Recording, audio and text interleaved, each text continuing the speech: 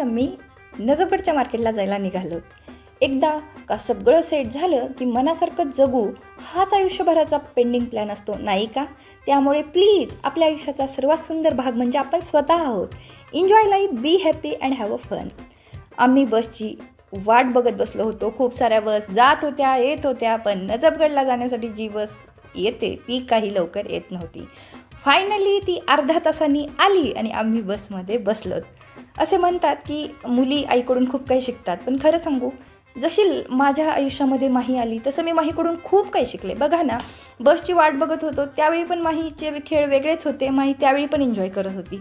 आता बस आली, बसमध्ये पण बसली, तिचे खेळ वेगळेच चालू आहेत आणि तिथे बसमध्ये पण ती आनंदाने खेळत आहे. फायनली आम्ही मार्केटमध्ये पोहोचलो आणि उन्हाळा सुरू झाला की लिची बाजारामध्ये येते आणि लिची बाजारात आली आहे. तुम्हाला पण लिची खायला आवडते का हे नक्की मला कमेंट बॉक्समध्ये सांगा. आणि आम्ही पण लिची विकत घेतलेली आहे. या लिची खायला. थँक्यू.